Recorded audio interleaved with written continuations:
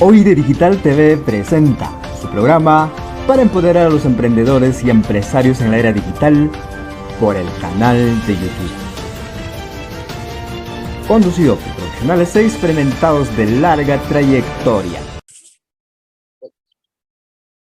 Saludos. Correcto. Amigos, muy buenas tardes. Estamos nuevamente en el programa Liderazgo Emprendedor y esta vez con Sergio Cortés, profesor de la Universidad de San en la unidad de posgrado y es un investigador precisamente en temas especializados en planeamiento estratégico y gobernabilidad en las empresas. Sergio, bienvenido al programa por OID Digital TV. Muchas gracias, César. Sergio, la primera pregunta sería, ¿por qué, siendo tan importante el planeamiento estratégico en los negocios, por qué no se aplica? ¿Falta de conocimiento? ¿Qué ocurre con los negocios en el Perú y en América Latina? Gracias, César. Bueno, habría que definir a qué llamamos negocios. Si hablamos de negocios que aglutinan el vivir, el diario de las empresas que constituyen el 98% de las unidades económicas en el país, como el Perú, ten la seguridad que el planeamiento estratégico pasa a segundo plano. Porque, ¿qué sucede? Los emprendedores, los gerentes o los que aglutinan en este momento todo el poder de decisión en una empresa denominada pequeña o micro, no tienen tiempo para hacer planeamiento, viven el momento. Y ese es el problema.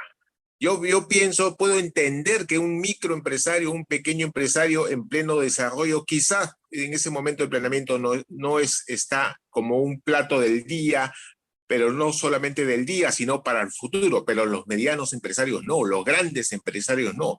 Y a mí me preocupa el mediano empresario, porque el mediano empresario tiene que definir su plan estratégico, estableciendo su situación actual, definiendo su visión, a dónde quieren llegar, cuáles son los objetivos de corto plazo, de largo plazo y de mediano plazo, y en base a eso definir su proceso estratégico. Esas medianas empresas, si es que hacen eso, ten la seguridad que tienen su vida asegurada. Pero las medianas empresas que desisten de hacer justamente su plan estratégico y su plan operativo mensual en el primer año, tienen muy probable vida corta. Las Pero eso grandes significa, empresas, los grupos, sí. Pero eso significa que serían pocas las empresas, porque en el Perú el 95, 96, hasta 98% de las empresas son pequeñas. Exactamente, César. Por eso que lamentablemente el proceso estratégico de elaboración de un plan estratégico, y ya no te pido elaboración de plan estratégico a 5 años, ahora se establece a 3, porque estamos hablando de 3, porque es un escenario más real de poder controlar y visualizar el logro de los objetivos. A 5 ya no. ¿Quién va a poder realmente pronosticar lo que suceda en el año 5 o en el año 4? Pero las medianas empresas, yo creo que es su obligación, y las grandes empresas, desarrollar un plan estratégico. ¿Dónde está el punto neurálgico, César? Que las empresas por lo general diseñan su plan estratégico internamente, es decir, totalmente bajo la decisión y perspectiva de los ejecutivos de área de la empresa. Pero yo creo que es importante que haya un facilitador. ¿Qué quiero decir con un facilitador? El facilitador metodológico. El facilitador metodológico lo único que va a hacer es encasillar, poner en línea todo lo que los ejecutivos internos de la empresa plasmen. Pero ellos no pueden ser juez y parte. Ellos no pueden decir, yo creo que esto es así y debo instalar de esta forma. Ellos lo que van a decir es van a volcar mucha información y de esa información decantar. Hay que saber decantar la información realmente valiosa y la información que está de más. Por eso cuando yo veo un plan estratégico, César, que tiene muchos objetivos, con muchas fortalezas o muchas debilidades, me preocupa. Hay que hacer lo necesario para que no nos maree. Bueno, esa es la nueva realidad que se vive en el Perú y casi en toda la región de América Latina. Pero una consulta, mi estimado Sergio. ¿El plan estratégico está intrínsecamente vinculado con la gobernabilidad de las empresas? Obviamente que sí, porque la gobernabilidad de las empresas es aquel instrumento que asegura que el nivel directivo de una empresa va a poder saber hacer andar adecuadamente la empresa con sus decisiones, pero sobre todo respetando a las planas gerenciales. Aquel directorio que le chanque las canillas, le chanque los dedos a esa gente llamada gerente, ten la seguridad que el horizonte de esa empresa va a ser simplemente un horizonte muy, pero muy sombrío en lo que es el desarrollo de un plan estratégico y la implementación de ese plan estratégico. Porque ¿para qué hay continuidad? ¿Para qué hay gobernabilidad? Para el respeto de las funciones y los lineamientos directivos que tienen que respetar los lineamientos ejecutivos. No pueden chancarse los callos.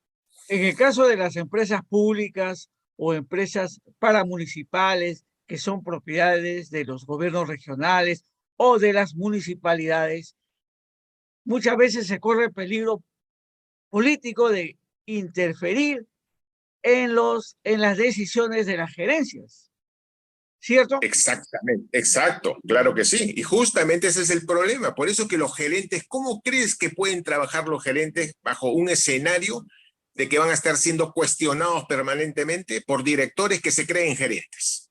Y por directores que lo que están buscando es desarticular la plana gerencial o desactivar ese puesto gerencial porque ellos tienen perspectivas y tienen intereses para sustituirlo. Ese es el tremendo problema. Yo te lo digo por la experiencia que he vivido en las cajas municipales. Hay cajas municipales que por eso no han crecido, por eso se han quedado y por eso inclusive por eso que han desaparecido, en el caso de 2.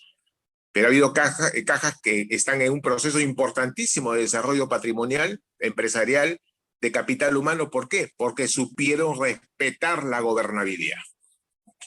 Eso tiene que ver mucho con la madurez de la institución, tiene que ver mucho con la eficiencia de la gerencia y también del gobierno corporativo que se tiene que aplicar a los directorios en el caso de las cajas municipales. Exactamente, por eso ahora lo que se está buscando con las cajas municipales, inclusive en mucho menor grado, pero ya hay algunos intentos en hacer líneas de carrera, generar fortalecimiento institucional personal a través de cursos permanentes que identifiquen a los directores para que se formen y mantengan en el futuro. Ese es el tema lamentable de las cajas municipales. Por eso la Superintendencia de Banca estableció que debía haber una selección de directores. No porque el alcalde diga yo quiero que Sergio Cortés sea director por el blanco de mayoría y otros digan yo por minoría. Y ahí en ese momento ya empieza el litigio. Empieza el litigio de poder. ¿Quién gana? Y tenemos luego a los representantes del sector privado y sector público, de COFIDE, del MEF, del gremio de microempresarios, de la iglesia. Pero yo te digo, hay cajas municipales que sí se han fortalecido y entendieron, empezando por la municipalidad, que debían respetar la gobernabilidad y debían respetar la decisión de los objetivos estratégicos, su visión, su misión y sobre todo el proceso de implementación de esas ideas. Tú has sido funcionario del sector microfinanciero y conoces perfectamente a este ámbito. ¿Cuál debería ser el rol de los directorios frente a las gerencias mancomunadas o gerencias únicas que puedan tener las instituciones? En este caso, del sector de las CEMACs. Mira, las cajas, como te dije, tuve la oportunidad de ser miembro de la Federación de Cajas, presidente del directorio del Fondo de Cajas, y actualmente desarrollo algunas actividades en directorios de instituciones microfinancieras privadas, y te puedo decir, el rol de un director es justamente dirigir las estrategias, establecer los roles, los escenarios, pero dar toda facultad a las gerencias a que desarrollen sus actividades y sus capacidades para el logro de esos objetivos trazados por el directorio. El directorio debe acompañar, pero no debe pisar. Debe acompañar, pero no debe estar poniendo contra la pared a la gerencia. uno de los logros que han tenido las cajas municipales como Arequipa, Huancayo, Cusco, Piura, es el liderazgo, entre otras cajas, obviamente, el liderazgo que han tenido las gerencias, de tal manera que se han posicionado y creo que juntos todas las cajas serían el quinto banco en el Perú. ¿O coincides conmigo o no? Coincido plenamente contigo. Justamente ahí está el tema de continuidad de línea de carrera. Mientras no haya línea de carrera y continuidad en las planas gerenciales y si exista rotación permanente y si exista falta de fidelización con la institución, tenemos problemas. Y eso es lo que ha sucedido con las cajas pequeñas. Yo te puedo comentar la experiencia que tuve. Caja Huancayo, Caja Cusco, fíjate, ¿eh? Caja Huancayo, Caja Cusco. Y tenemos la caja de Huancayo, fíjate, a mí me interesó mucho Caja Huancayo, Caja Cusco me interesó mucho. Y cuando recibieron el primer crédito de $500,000, que fue un regalo con un componente de asistencia técnica de $70,000 del BID, tremendo éxito. Yo estuve en una reunión en la caja de Tacna hace 2 años y le dije al directorio, en el año 92 se regalaron más o menos a cada institución una cantidad de miles importante, $500,000 más una asistencia técnica de 70,000, no reembolsable. Yo así le dije, en este momento, señores, yo veo a Huancayo, yo veo a Cusco, de manera interesante, veo a Ica, de manera interesante, pero veo a algunas cajas que también recibieron ese dinero en esa época y las sigo viendo con pantalón corto, a diferencia de las otras cajas que ahora están con pantalón largo, porque supieron implementar y usar ese dinero. ¿En base a qué? A una gobernabilidad. Por eso si tú te puedes dar cuenta, en este momento Ica ya no tiene los mismos gerentes que tuvo, pero tuvo como 15 a 20 años gerentes continuos. Arequipa, continuos. Huancayo, continuos. Recién, yo te puedo decir que en los últimos quizás 5 años, 10 años, empezaron los cambios. Pero el regionalismo se mantuvo. Caja Piura, todos los gerentes eran los mismos, hasta que salieron los 2 primeros, y salieron hace unos 3 años, 4 años. Caja Arequipa, ¿qué decirte? Se mantiene la plana gerencial. Se sustituyen cada tiempo por tema vacacional, pero se mantiene. Eso es importante, estimado César. La continuidad y la seguridad de la plana gerencial, de que tienen un horizonte por delante. Y eso no significa que abusen, ¿eh?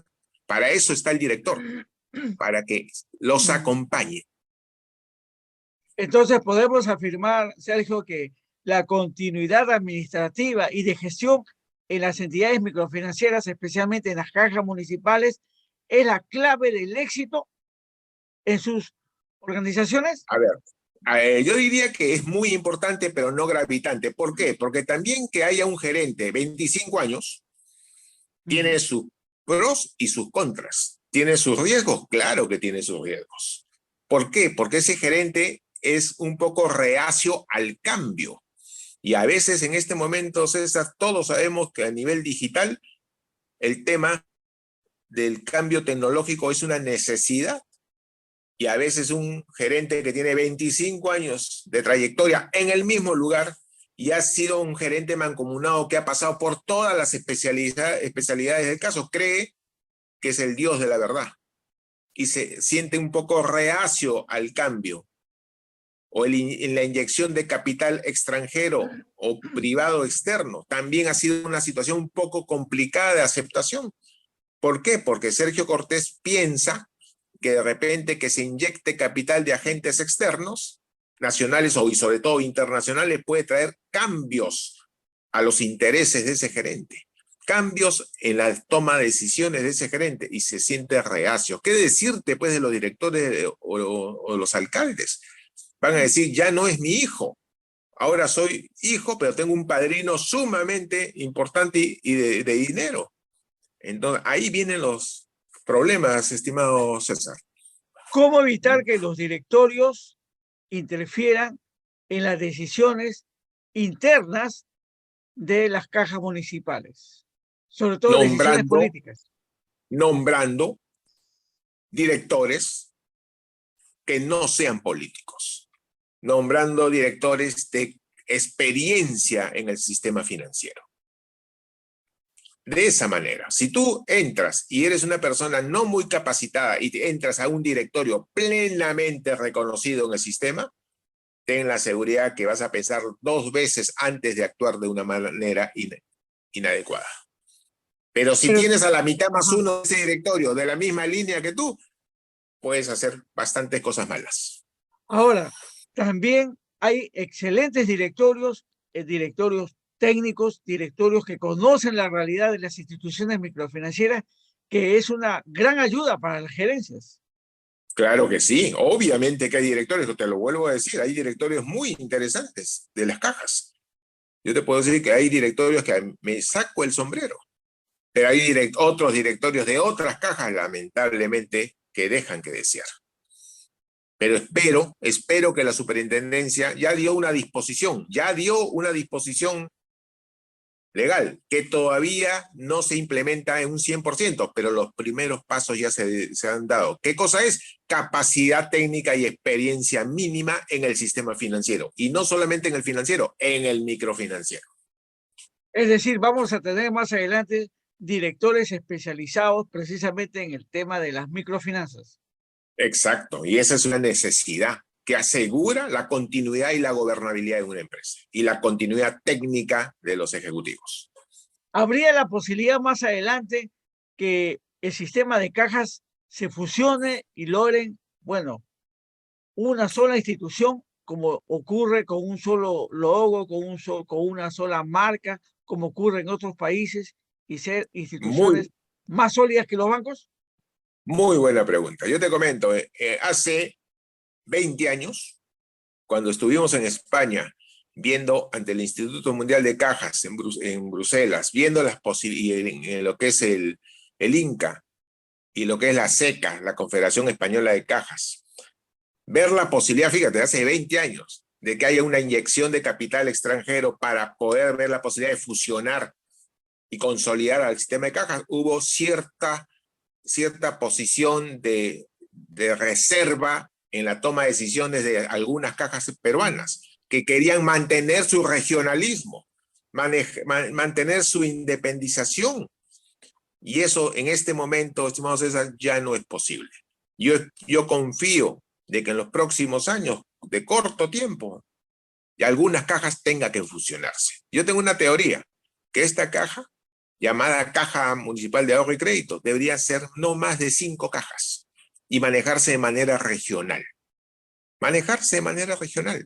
Una región norte, una región centro-norte, una región sur, una región centro-centro, y ahí quedó. Una región sur chico, pero deberían ser 5 cajas, no más. ¿Qué decirte en España? En España se consolidaron y se fusionaron cajas enormes. Y eran tantas cajas y comenzaron a quebrar algunas cajas regionales hasta que se tomaron la decisión de comenzar a fusionarse de manera a gran escala. Y yo francamente te digo, yo creo que en el norte debería haber una sola caja, pero caja importantísima. En el sur costa, una caja. En el sur andino, otra caja, y así sucesivamente. En la zona central, una caja. Pero esa es mi perspectiva, y yo te aseguro, por eso es que ha salido una nueva disposición, inclusive de que ver la posibilidad que ya no haya gerencia mancomunada, sino gerencia general. Eso fue hace un par de años. Hace un par de años, ese fue el motivo justamente de que fui contratado por la Caja de Tacna para ver esa posibilidad de reestructuración orgánica. Y yo les dije, señores, yo los conocí cuando recibieron el dinero y los sigo viendo con pantalón corto. Pero creo que ustedes tienen capacidad suficiente para poder llegar a tener el pantalón largo, Huancayo, y recibieron el mismo dinero que ustedes, al igual que Cusco. Yo observo, mi querido Sergio, que en el sistema microfinanciero, especialmente de las cajas municipales, hay 4 o 5 cajas grandes. Arequipa, la líder, Huancayo, Cusco, Piura y Trujillo quizás por ahí. Hay otras cajas agrupadas en el centro como Tacna, Ica, Maynas, pero hay cajas, un par de cajas que la veo bastante debiluchas, la veo bastante débiles, que como que no Sí, están así es. creciéndose en el tiempo. Me refiero a unas Exactamente. cajas que están ubicadas casi al norte del país. Entonces, Así es. ahí tenemos un problema. Tremendo problema. La crisis del COVID, yo creo que ha sido la que ha mostrado y ha puesto en mesa justamente la real situación de esas cajas. Ujú. Hay Bueno, ¿cuáles serían cajas las acciones a que, tomar en este como te caso? digo, más o menos, yo digo que son 5. Aprovechar en este momento la inyección de capital patrimonial que ha permitido el gobierno peruano para poder inyectar capital y apalancar recursos. Ha habido, por ejemplo, una caja que era muy importante como la de Sullana, muy importante, se fue, pero así, en picada los últimos años. Yo espero que esa caja pueda nuevamente levantar. Para eso ha sido la caja con mayor inyección de capital del Estado vía recursos del Tesoro, que Pero por lo ha menos ya levantó incorporado, cabeza, está levantando cabeza, creo. por lo menos, ha levantado la cabeza de recibir una tremenda cantidad de dinero patrimonial. Ojalá que pueda subir nuevamente sus niveles. Ojalá, porque las pérdidas que tiene hace años es unas pérdidas muy preocupantes. Y hay otras cajas que, por ejemplo, yo te comento, estuve en Ica y le pregunté, ¿qué pasó, señores? ¿Por qué no tienen ustedes capital fresco del Estado? Y me dieron una respuesta interesante, porque estamos demasiado bien y el Estado nos ha dicho que no calificamos. Fíjense, Vaya. en este momento, fíjate, la caja ICA, que es una de las cajas que ha tenido mejor rendimiento y caja que siempre la considerábamos como algo pequeño, pero ya no es pequeña. Y sobre todo a nivel de gestión, es una caja con muy interesantes ratios de gestión y de rentabilidad. Pero hay otras que lamentablemente están en pérdida. ¿Qué decir tan una tremenda caja años atrás? Y ahora está en pérdidas muy fuertes. Ojalá que trate de inyectar capital del parte del Estado, lo logre y pueda crecer nuevamente. Eso ya no es crecer, eso es recuperar. Ahora, ¿eso se debe a mala gestión, a deficiente gestión o al problema de la pandemia, a problemas de fenómenos naturales? Porque en el caso, por ejemplo, del norte, en Piura, las inundaciones, el fenómeno del Niño jugó un rol muy grave y muy importante e impactando negativamente en todas las instituciones financieras. ¿A qué se debe? Obviamente que sí. La pandemia ha sido un factor externo muy, muy, muy duro para todas, pero yo te puedo decir, hay algunas que han sufrido mucho más impacto que otras. En este momento recibieron el programa Reactiva y hay instituciones que están manejando muy bien su proceso de recuperación de Reactiva. Otros están en un proceso de reestructuración de deuda y pedido al Estado que les dé un año más de gracia. Por eso todo depende de la gestión de cada institución. ¿Okay? La capacidad y el tema de manejo, de eficiencia. Y hay cajas que manejaron eficientemente, pero otras cajas que no han manejado eficientemente. ¿Mm? Bueno, yo veo bastante eficiencia en la caja Arequipa, por ejemplo. Es la caja líder. Incluso tiene mayor patrimonio, mayor eficiencia en los indicadores de gestión que algunas instituciones bancarias, financieras. Y es una caja municipal. Veo en Es Cusco, que, veo a claro, Huancayo. eso es cierto, es que no tienen una presión del gobierno edil de decirle, devuélveme, dame por favor mi parte, dame mi tercio, dame la utilidad que reportas el año. ¿Qué te dice la caja? ¿Qué te dice el municipio de Arequipa? Reinvierte, reinvierte. Ahí está el detalle, la reinversión. Hay otras cajas que el alcalde está esperando la utilidad por adelantado y exigen que le devuelvan, bueno, no que le devuelvan, sino que su parte sea apoquinada en las cajas de tesorería de la alcaldía. Piura no necesita eso, Arequipa tampoco, Cusco, Huancayo tampoco. Bueno, son las cajas más grandes que tiene el Perú y son cajas que son de modelo, sobre todo los niveles de gestión para el sector de microfinanzas en América Latina, yo diría para otros países. Perú exporta recursos humanos calificados a otros países. ¿Coincides con eso o no?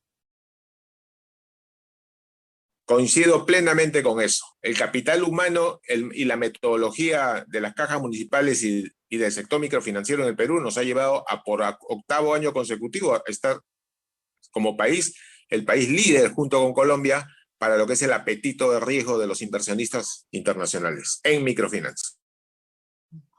Uno de los problemas que sí veo en el sector de las microfinanzas, no solamente de cajas, sino también en las financieras, en las cajas rurales, es, aún en las cooperativas de ahorro y crédito, es en la selección del personal, aquellos que tienen que ver con los asesores de negocios, porque muchas veces por captar clientes por clientes no se hacen las evaluaciones necesarias y rígidas. Y ahí hay una especie de limitaciones que tienen las instituciones financieras. Eso es muy cierto. O sea, es que la metodología tiene que ir a la par al cambio con el escenario que tenemos al frente del mercado. Y ha habido instituciones microfinancieras que siguen pensando que han sido los que descubrieron la pólvora. Y ya no es así. Ya no se descubrió la pólvora, ya todo el mundo descubrió la pólvora y conoce lo que es la pólvora. Y yo te comento, pues las cajas municipales creían que eran los descubridores de la pólvora. En este momento, mientras las cajas no tomen conciencia, algunas, de crecer en tecnología, de crecer en liderazgo, de crecer en fortalecimiento de capital humano, tienen un escenario de horizonte muy, pero muy sombrío. Tienen que cambiar, tienen que capacitar, tienen que generar líneas de carrera. Y el capital humano es importantísimo. Yo te cuento, hace 20 años, pues las instituciones de microfinanzas, nuestra gente, nuestros amigos de tecnología, de asistentes de negocios, de funcionarios de negocios, eran realmente personas que hacían líneas de carrera. Estaban convictos y confesos con la visión, la misión y los valores de las cajas municipales. Mantenían un código de ética de línea de cajas municipales. Ahora, no te quiero decir que no los tengan, pero hay un buen de las 12 cajas, perdón, de las 11 cajas, yo te puedo decir que hay algunas que ya perdieron eso. Ya perdieron eso. ¿Y qué decirte de las cooperativas? Las cooperativas no es que el cooperativismo, la ley de las cooperativas, hace 30, 40 años era la ley de cooperativas, que permitía que la gente, los socios, estén convictos en la línea de la filosofía cooperativa. En este momento son pocas las cooperativas que tienen esa convicción. Pocas. Bueno, animamos al sistema de cajas municipales agrupados en la Federación Peruana de Cajas Municipales de Ahorro y Crédito a continuar con sus logros. Sabemos que son instituciones financieras que en la mayoría de los casos ofrecen mejores tasas de interés activas que los bancos, son más eficientes que algunas instituciones financieras y son las líderes de los mercados regionales en sus ciudades, y ahora están conquistando el mercado de Lima, porque en Lima se han posicionado y han crecido tremendamente. Así es. Mire, todos los que hemos trabajado y participamos ahora indirectamente en las cajas, hay que sentirnos orgullosos de las cajas como gremio integral. Hay cajas que en este momento han superado a algunos bancos. Uh-huh. Y son mejores que esos bancos. A nivel de activos, a nivel de mejores que esos bancos, César. Yo te digo, mejor. Yo a mis alumnos les digo, apliquen a las cajas, pero no cualquier caja, pero apliquen al sistema de cajas. En vez de estar aplicando a los bancos, que se dicen bancos, pero son bancos de consumo, que te llenan de tarjetas, pero sin convicción de que realmente para qué necesitas estas tarjetas. Mira, yo te doy un ejemplo claro. Si tú tienes una tarjeta Saga, para comprar en Saga tus necesidades, tus productos y servicios, y luego sales de la puerta y te vas a Totus a comprar tu arroz, tu azúcar, esa es la peor distorsión que puede tenerse a través de un instrumento financiero llamado tarjeta de crédito. La tarjeta de crédito debe usarse para funciones, para objetivos de la misma naturaleza y no para estar combinándola y decir que es microfinanzas. Eso no es, para mí microfinanzas es crédito a la micro, a la pequeña empresa, crédito para capital de trabajo. Y mira, y el capital de trabajo se puede dar en una tarjeta Saga. ¿Cómo? Te voy a decir cómo. Yo que soy una persona que tiene su puesto en el mercado de jugos, resulta que ya no tengo mucha cuota disponible en la caja de ICA. Bueno, pero mi esposa tiene su tarjeta de Saga.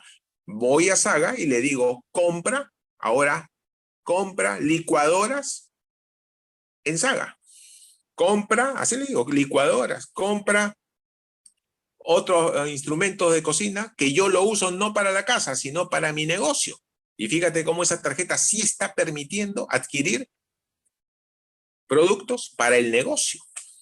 Que no se mida es otra cosa. Pero si yo voy a estar yendo a Saga a comprar, como te vuelvo a decir, perfumes, de repente una cocina, pero al mismo tiempo luego me voy a Totus a comprar solamente comida, la pregunta es, unos sí me generan riqueza a través de los activos que voy a establecer con un frigider para mi negocio, licuadoras para mi negocio, y lo otro ¿para qué? Para simplemente no son activos. Eso compro porque ese es un bien totalmente no perecible y que no me genera riquezas, salvo que me haga engordar, punto. Entonces, ese es el tema, César.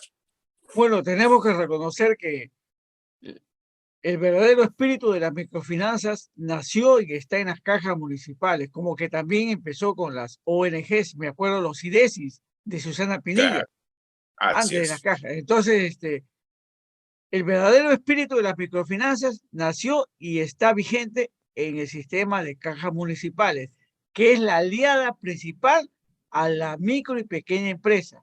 Porque, ¿quién está financiando a la micro y pequeña empresa? Las cajas municipales y otras instituciones menores. De tal manera que este mercadito es tan atractivo que algunos bancos hasta han elaborado divisiones de microfinanzas, pero no sé si lo Así hacen es. con las mismas condiciones que las cajas. Totalmente diferentes, totalmente diferentes. Yo tuve la oportunidad de hacer una consultoría hace unos años al banco Interbank, en que tenían 900 millones de soles colocados en micro y pequeña empresa. Habían contratado a un exgerente de una caja importante del sistema, pero ¿qué sucedió?